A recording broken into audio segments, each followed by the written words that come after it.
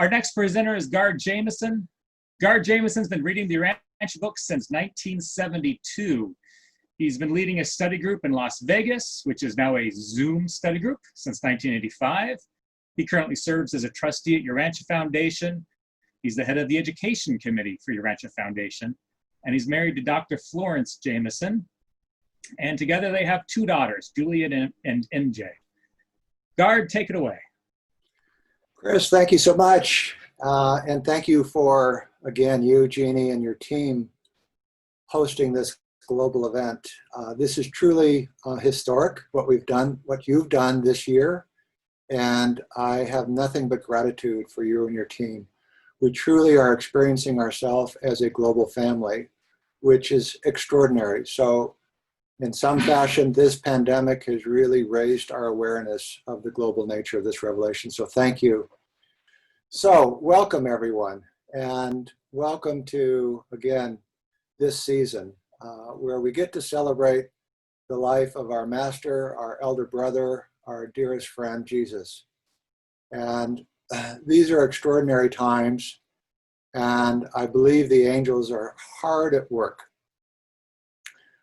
As I shared in an earlier Zoom earlier in the summer, this next 10 years is going to be an extraordinary period of time. And so it is a time for all of us to step up and ask, what is it that Jesus would ask of us? You may recall when Jesus had resurrected and he stepped aside with the apostles and he asked them certain questions about what they could do for him. Do you love me? Do you trust me? These are the kinds of questions. And as Jesus departed the planet, Jesus left us with his Christmas list. And so that's what we're going to talk about a little bit today. What was it that Jesus wanted from us? And if you have just a little bit of logistics, if you have a cell phone, keep it close to you because we're going to do something kind of interesting. I think it won't create any problems. And I want to introduce you to my niece. Come here, Nicole. Nicole, come here. Hi. This is my niece. My wife is delivering a child right now. And Nicole, can you wave at everybody? Very good. Okay. Thanks, Nicole. So this is the time for family. And Jesus gathers us together as a global family to ask a very pointed question of all of us. So I'm going to share a screen now. So again, from the last paper in the book, what a transcendent service if through this revelation, the Son of Man should be recovered from the tomb of traditional theology and presented as the living Jesus to the church that bears his name and to all other religions.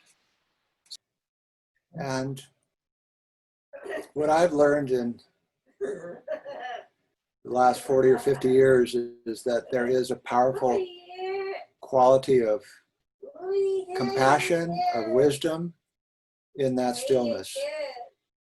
And when we take the time to allow our minds to quiet, allow our hearts to settle,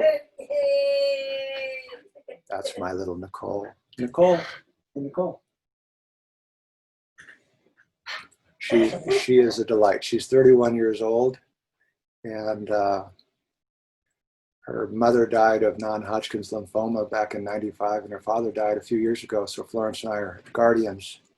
And it's a privilege to be a child, to be a guardian for such a child of God. Because she teaches us about a quality of joy which few of us really appreciate. So if I can get her to quiet down just a little bit. Nicole.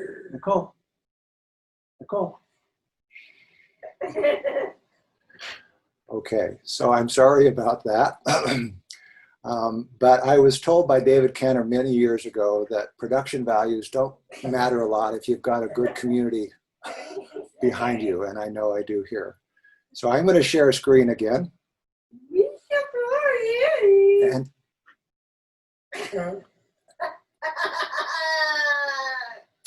So just allow yourself to take a look at this image and to think about this face. We serve a friend who is a master of joy, a master of peace, even in the midst of the most difficult times, and somebody who manifested God's unconditional love in extraordinary ways under extraordinary circumstances.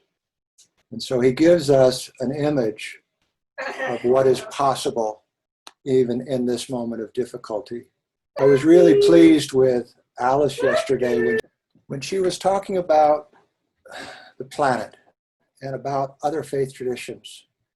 And we know when Jesus and Ganid went to the library in Alexandria, they pulled extraordinary texts from extraordinary traditions.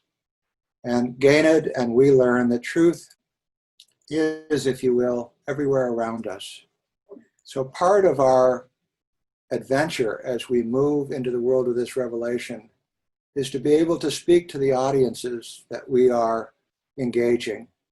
We're involved at Urantia Foundation with a wonderful translation in Chinese, both simple and traditional Chinese, and to learn a little bit of the culture, a little bit of the wisdom of that tradition is an extraordinary opportunity. And so here is Confucius, and he says, "What have I to fear? Heaven has given us our mission." And here is Lao Tzu. I grew up with a surfboard in Southern California. And there's a quality of joy when you are surfing the energy of the universe. And we're each given an allocation, a little bit, as Marcus Aurelius said, a little bit of matter, a little bit of mind, and a little bit of spirit. And Lao Tzu in chapter 72 says, when a person lacks a sense of wonder, awe, the numinous, there will be disaster. And so let us each learn how in the midst of this difficulty to not only give Jesus back the gift that he requests of us, but also to do it in such a way that we ourselves are transformed by his love, his peace, and his joy. And so we know Jesus' last group prayer with his apostles. And here I want to just shout out to Mo Siegel. Thank you. This is Michael Dudash, one of Mo's paintings. And this was the last group prayer there in the Garden of Gethsemane with his apostles. And they surrounded him as they did at the ordination sermon up off of the Sea of Galilee. And he spoke a prayer and he spoke a wish to each and every one of them and to all of them. And so we are blessed beyond measure to have access to these words and to this inspiration. So here's the first question for you. And what I would like you to do is go to mentimeter.com on your cell phone, if you have a cell phone. And in a couple of words, what do you wish to give to Jesus for his birthday? Now I'm going to stop share because you're going to need a code. And I'm sharing that screen. It should be right there at the top, menti.com. And you see the code at the top, 8733926. So go ahead and put one word or two words in, and we'll all enjoy what we behold here. Ah, devotion. Thank you for whoever put that up. Love. Joy. Creativity. His will. Supreme love. Isn't this fun? Happiness. Communion. Service. Companionship. Boy, this must be a group of Urantia book readers. Steadfastness. Ah, lovely. Humor. My heart. My heart, I love it. Surrender. Amor. Yes, please use your language. Portuguese, Spanish, French. Ah, look at this. His vision realized. Ah, somebody took 3 words. That's okay. That's good. Ah. everything, everything. I love it. Beauty. Unique service. And you see the word cloud forming. And what I think Jesus wants each of us to become is a word cloud, where these words begin to manifest themselves in this kind of cloud in our life. This is the gift that we can give to Jesus. Mine. I'm looking at servicio. Servicio, I love it. To be better. Yes. Not necessarily can we get to perfection in this life, but we can be a little better, can't we? Wouldn't that be lovely? Oh, yes. So this is wonderful. Thank you. Thank you all for doing this. We're going to come back to this in a moment here. But I'm going to stop that share. Lovely. So I think you've all got the hang of this. This is really lovely. Thank you for your contribution. A big, I think it meant to say hug. Love it. Okay. All right. Thank you. That was lovely.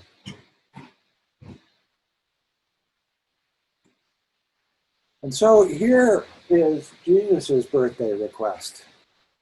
And this he shared with his apostles there in that last group prayer in the evening on the hillside. And some of you have been there near Gethsemane, the Garden of Gethsemane, on this huge round rock. And so let me just read for a moment. And now, my Father, I would pray not only for these 11 men, but also for all others who now believe, or who may hereafter believe the gospel of the kingdom through the word of their future ministry. And here you go. I bolded it just in case you were curious. I want them all to be one, even as you and I are one. I want them all to be one, even as you and I are one. And so now I want to ask some readers. Bobby, I think you're unmuted. If you would be my first reader, if you're on screen. Jesus' birthday gift request? Yes, please. Lectio Divina. I want them all to be one, even as you and I are one. So, as Bobby knows, this 2 words, Lectio Divina, means divine reading. It's a way of approaching the text in the Urantia book. And I know Mo does this almost every day, I believe. But Lectio Divina allows you to approach the text with all your heart, with all your mind, with all your body, and with all your soul. And so this first step of 4 steps in Lectio Divina is to read and imagine. So imagine yourself there watching the apostles on the outside of that circle and hearing these words from our Master. Allow yourself to imagine yourself in that space and to hear, literally hear, the words that are being spoken by our Master. And the second piece, so the first piece is read, which is the body, which is imagine, which is visualize yourself there. The second piece is to reflect. And here I would ask Agnes, if you're available. I am. Thank you, Agnes. So Jesus' birthday gift request, Lectio Divina, reflect. I want them all to be one. Now this step allows the words to step into the sphere of the mind and to hear this and to reflect, to think about what it is that Jesus is requesting, to consider, to meditate, to contemplate why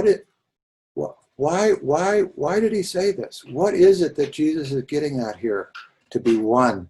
Remember Nicodemus, how do I get back into my mother's uterus? My wife is delivering a child now, so I think these kinds of things. Can't do it. This is a metaphor. This is symbolic, but it's real.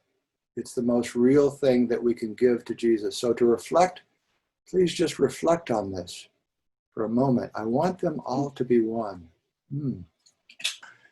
Marvin, could you read this one? And this is the third step, which is coming from the heart, which is a moral response. Jesus is saying, I want. And what is our response? And so, I want.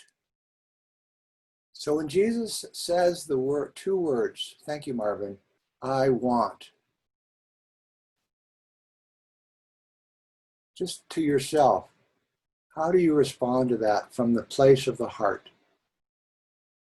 How do you allow yourself to morally respond to a request that Jesus, he didn't often say, I want.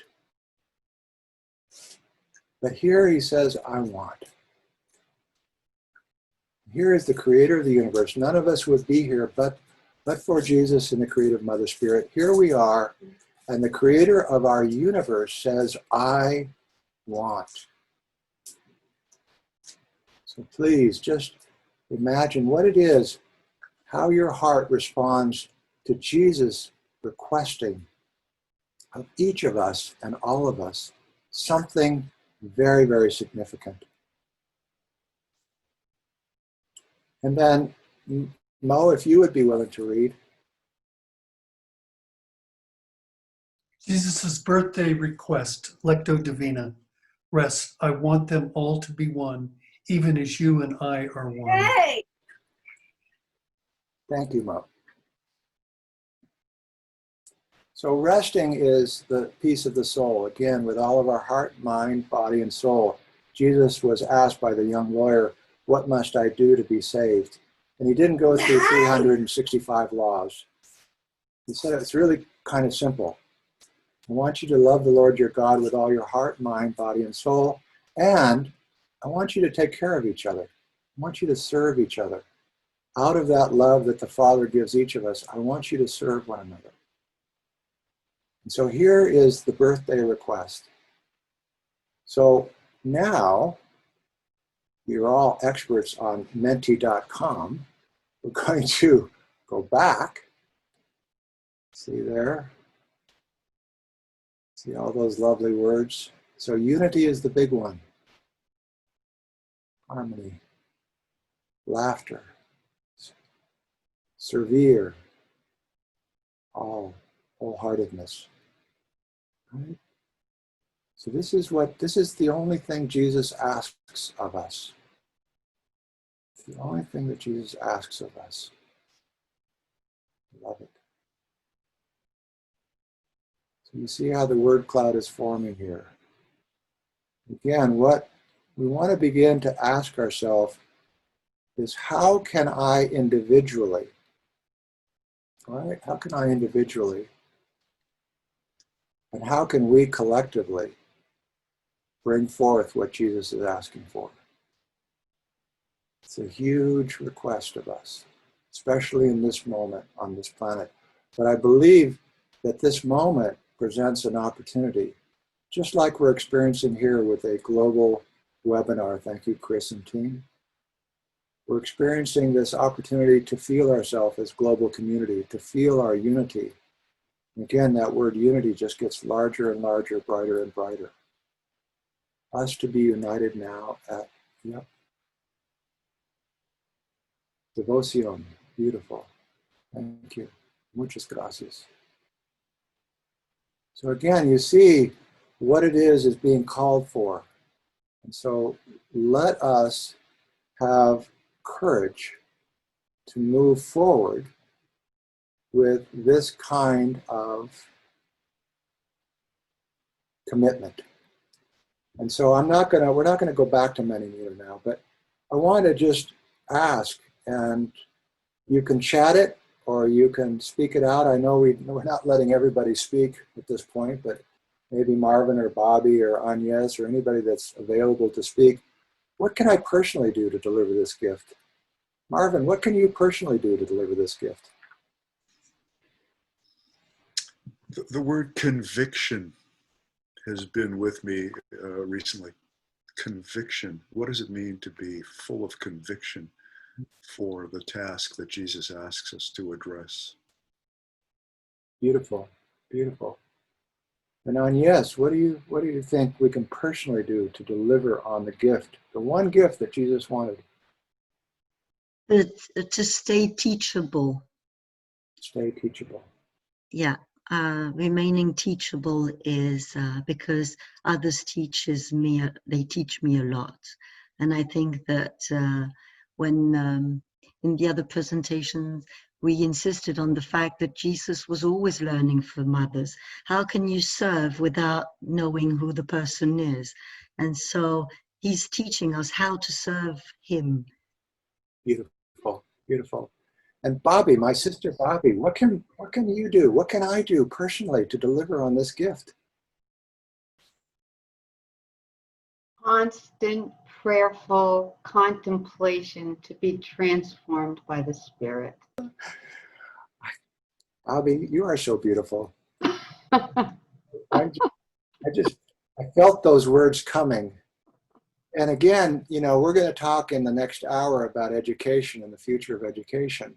And some of you saw my presentation, it's a 3-layer cake. The first layer and the big layer is our personal transformation.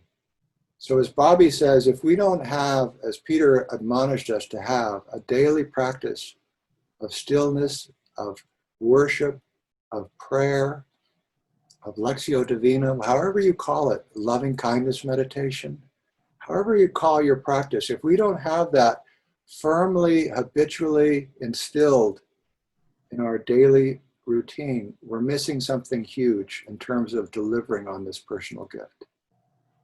And so it's for each of us to think about how are we doing that, and can we amplify it, especially in this moment? Can we amplify our daily devotional? Now, I don't know about you guys, but I have to stay home.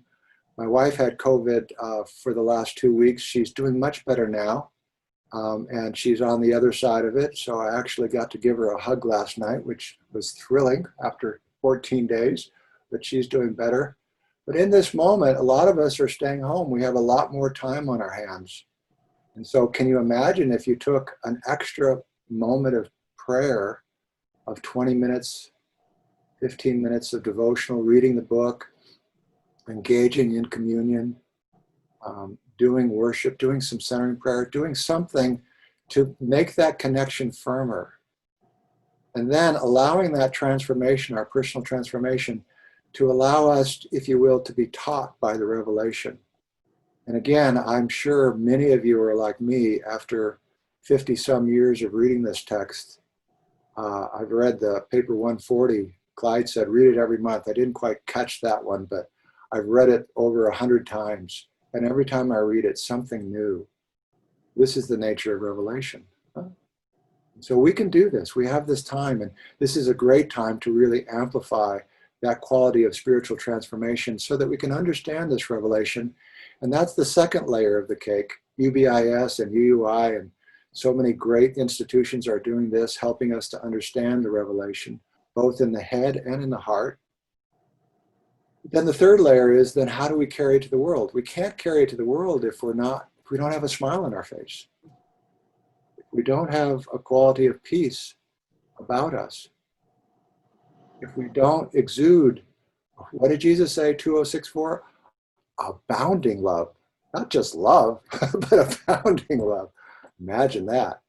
And I think the other two pieces of that was unfailing forgiveness. Remember, Peter said, well, what about 7 times? Would that be enough, Jesus?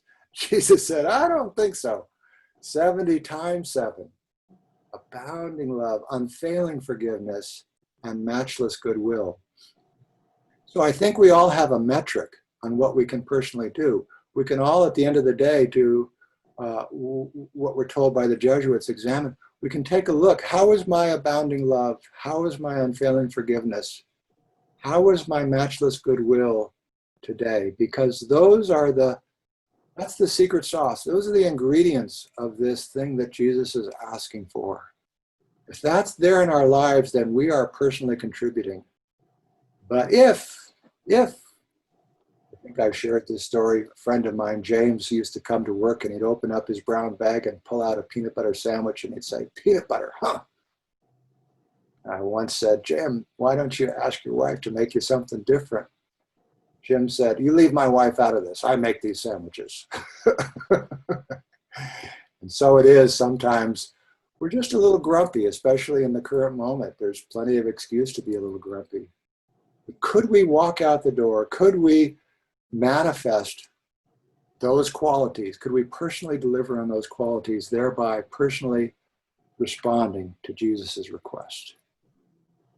And then the big question, right? And I'm not going to put Chris or Mo or Jeff or anybody on the spot, but we need to think seriously as a community. What can we do as a community to deliver on that gift? I believe there are things that can be done. I believe the education committees of the Brotherhood and the UAI and UUI and the foundation are doing some of this. We're doing programs together. We are acting as a unified body. But how can we amplify that in our community? How can we move forward on that front? So we're told by the midwares that this is what Jesus prayed for. He prayed for unity amongst his followers. Prayed for unity amongst his followers. How can we spend the remaining days and months and years of our life on this planet, short as it is, to deliver on that request of our Master? And then Jesus said this. Huh? Guy, are you unmuted? Yeah, okay, go ahead. Okay, another Jesus birthday gift request.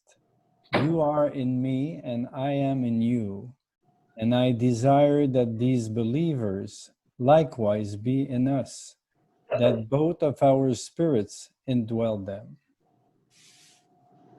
Thank you. Welcome.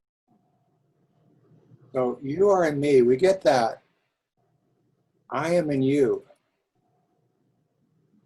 I am in you. He doesn't just say you are in me. He says, I am in you. And I desire, right? There's that word again. I want, I desire that these believers likewise be in us, that both our spirits indwell them. And so what we're told in the Urantia book is that Calvary has arrived. We have been given an extraordinary dose of spiritual ministry, enabling us to be one and move toward that quality of intimacy that Jesus shared with the Father. So again, we all know these lines. I believe this is from paper 195. We have the thought adjuster.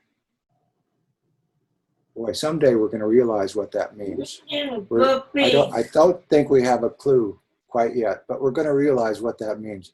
We have the spirit gravity circuit of the eternal Son. We have the universal spirit mind circuit of the infinite spirit. And then we have the bestowed spirit of truth by Jesus. And we have the Holy Spirit by the creative Mother Spirit, the seven adjutants. And then this seventh one, which I don't know, Bobby, this one's got me confused. The spirit of the Father, Son, and spirits, the new name spirit of the ascending mortals. Wow, what is that? So we literally have the Trinity inside of us. The Trinity has bestowed itself within each of us to help us be one. And so my teacher, Thomas Keating, says we go from a quality of being acquainted with the Spirit to a quality of friendship. And we're told in the book that Jesus was really just teaching friendship with God. And then we go from there to a quality of intimacy, of deep friendship, of abiding friendship, of unbroken communion, and from there to unity or oneness with God. What an extraordinary opportunity, what an extraordinary journey that each of us is on. So I always say twice a day is for improvement, right, Bobby? Once a day maintenance, twice a day improvement, and occasionally take a retreat. So again, we're given this opportunity during this period of the pandemic to engage more seriously by ourselves, with our spouses, with our friends, in this quality of communion. And so again, tip of the hat, wag of the tail to my friend Mo. I think you did this painting, Mo. And there you have the hovering spirits that also dwell within, How blessed is each of us? How unimaginable the gifts that each of us has been given. Unimaginable.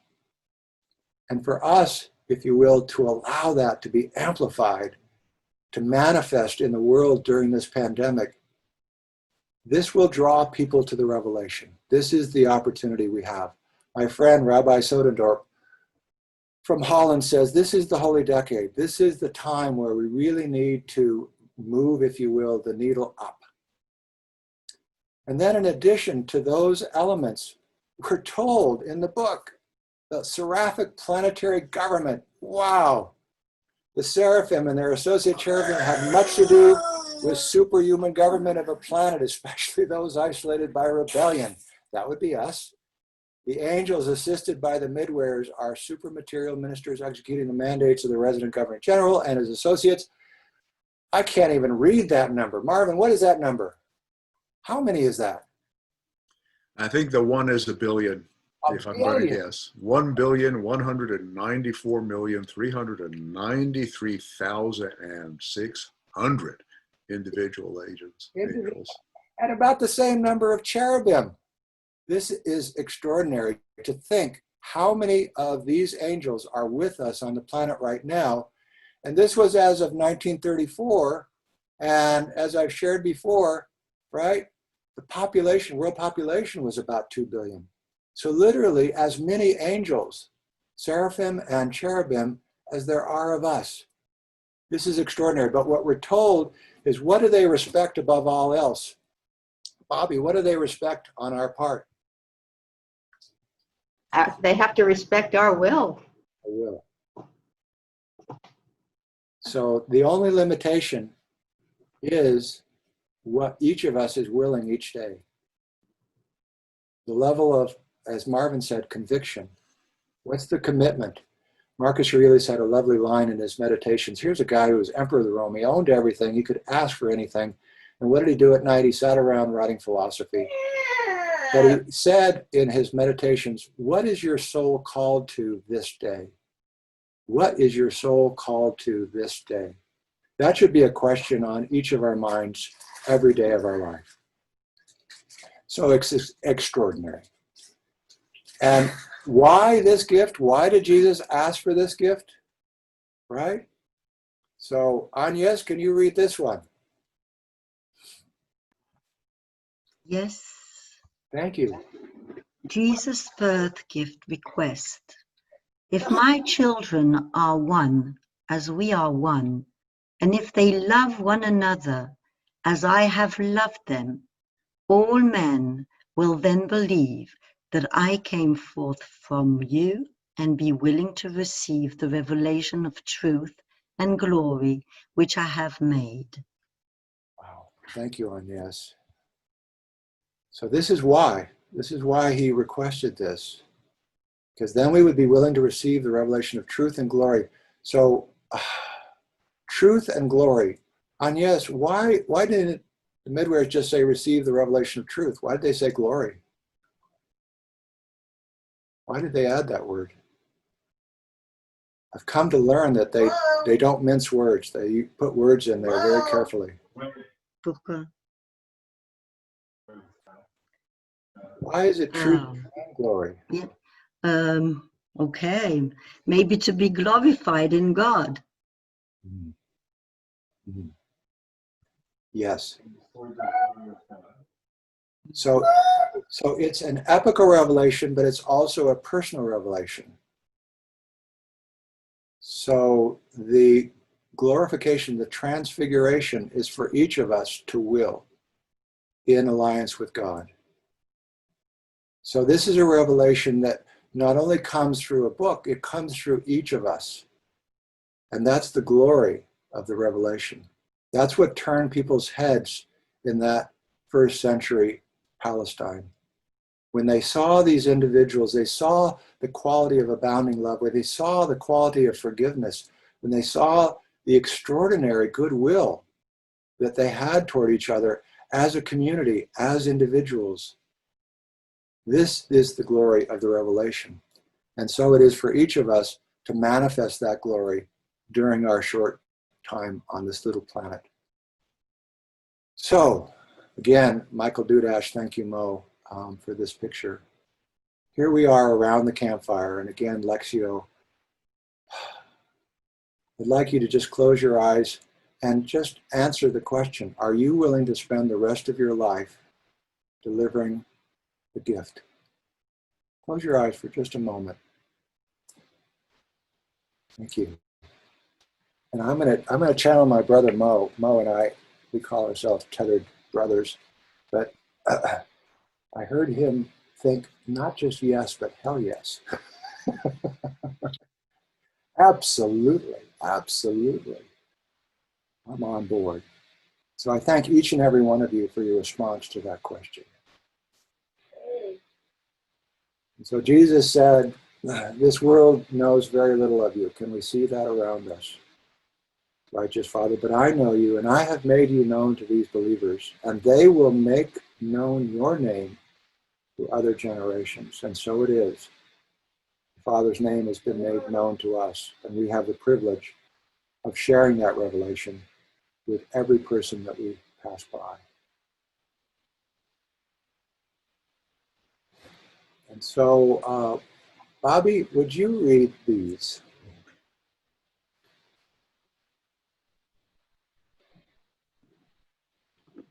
I am.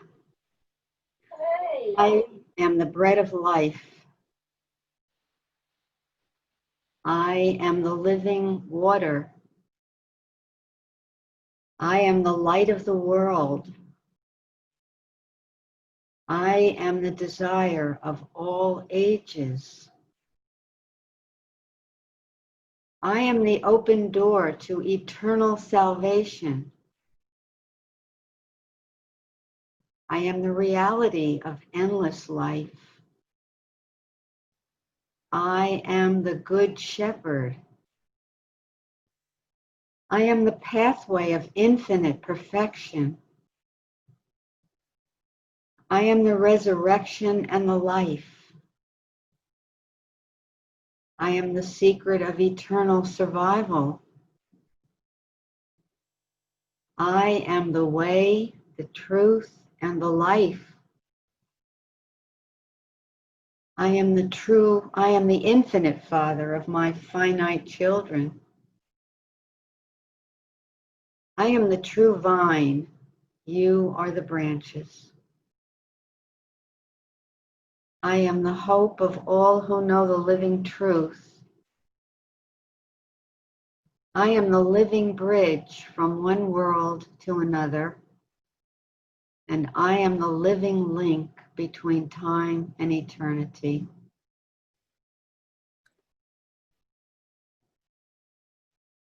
Thank you, Bobby.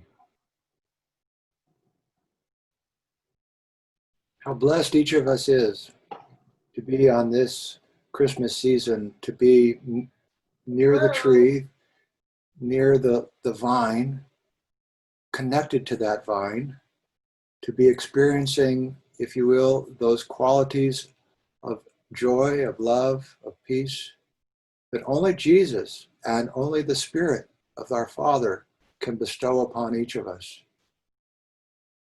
The heart is restless until it rests in thee, said Augustine. And so may each of us rededicate ourselves to unbroken communion, and out of that communion to find in our families, in our community, in our Urantia community, the Brotherhood of Believers, what is that service that I can contribute to help realize Jesus's final wish, his wish that we should all be one. So I actually had another song, and I'm not sure it's teed up, but I'm going to go look. So forgive me if I... Though I am bound to time and place, still I hear your graceful calling. Come, beloved, seek my face. God of mystery, God of compassion, God of compassion.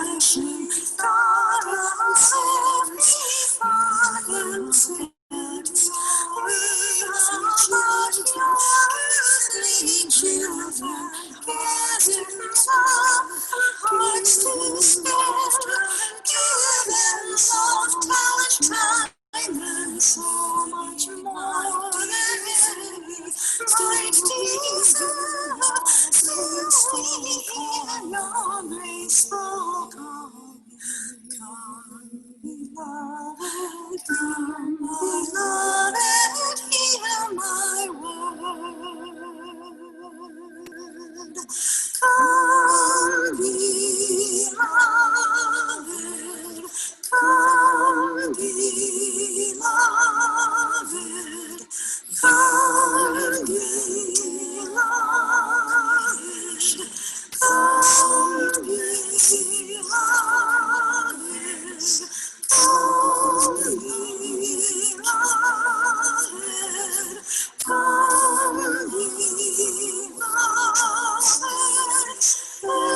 everlasting fount of life, forever seeking to impart to each one your graceful calling. Come, beloved, know my heart. Come, beloved, know my heart. Know my heart.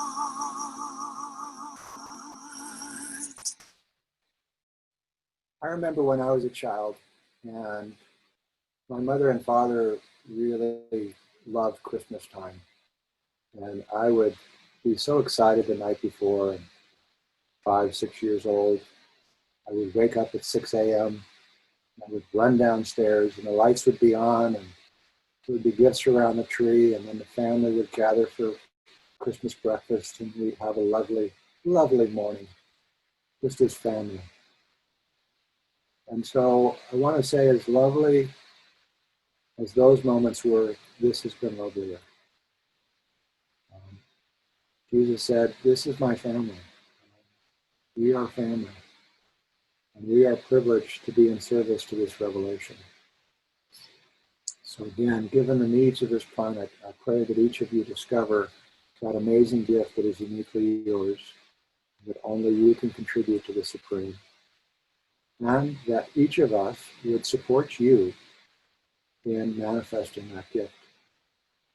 So as community, let's figure out how to help one another manifest those gifts, and as we do so, we will be delivering the gift that Jesus requested of each of us. Thank you for your time. And Chris and team, God bless you. Thank you. And Nicole has fallen asleep. Thank you. Now that's over. Thank you, Gard. That was really good.